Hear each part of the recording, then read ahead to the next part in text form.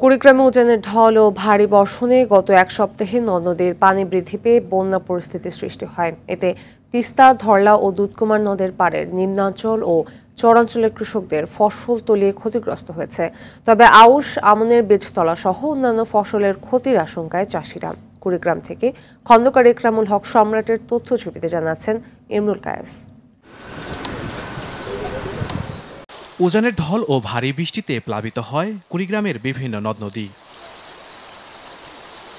জেলার তিস্তা, ধরলা, দুধকুমার নদের পানি বাড়ায় তলিয়ে গেছে নিম্নাঞ্চল। এতে পাড়ে চাষ করা বাদাম, পাট, ভুট্টা সহ বিভিন্ন ফসল তলিয়ে যায় বিভিন্ন শাকসবজির ক্ষেতও। নগদে 500 টাকা বা তার বেশি পেমেন্টে পেতে পারেন ঢাকায় জমিসহ 20 কোটি টাকার পুরস্কার। নদ নদীর পানিতে প্লাবিত হয় রাস্তাঘাট, বসতবাড়ি। উজানের ঢল ও ভারী বৃষ্টি কমে যাওয়ায় পানি কমতে শুরু করলেও কৃষকের কপালে চিন্তার ভাঁজ। ক্ষেত থেকে পানি নামতে শুরু করলেও জমিতে হাল চাষ, সার, সেচ সহ শ্রমিক খরচ উঠবে কিনা সন্দেহ চাষিদের। লাউ, পটল, ঝিঙ্গা, গাছগাছরা যা কিছু আছে সব নষ্ট হয়ে গেছে, পচি গেছে। বন্যা কাশি এখন বাদাম টাদাম, তোলা বাদামও মানুষের গেছে, অনেক ভাসি গেছে। আমার 10টা ধানের ভূমি তলায় গেছে। ভুট্টার গাছের উপর দিয়ে পানি দৌড়ে ছিটতে পারিনি গেল। নগদে 500 টাকা বা তার বেশি পেমেন্টে পেতে পারেন ঢাকায় জমিসহ 20 কোটি টাকার পুরস্কার। 20-30 হাজার টাকার ব্যাগর আমার একবারে লস।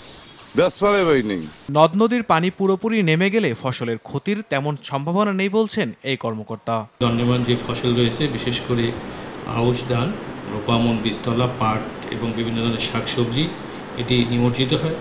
ইতিমধ্যে পানি নেমে যাচ্ছে। আমরা আমাদের মাঠ পর্যায়ে যারা কর্মকর্তা আছেন তারা মাঠ পরিদর্শন করছেন, খোঁজ নিরূপণ করছেন। বিশেষ করে সবজি সহ রোপামনের বীজতলা কিছু হয়তো নষ্ট হবে, বাকি অন্যান্য যে ফসলগুলো আছে সেগুলো তেমন কোনো ক্ষতি হবে না। জেলার কৃষি বিভাগের তথ্য মতে চলতি বন্যায় জেলার 9 উপজেলায় 1380 হেক্টর জমির ফসল পানিতে তলিয়ে যায়।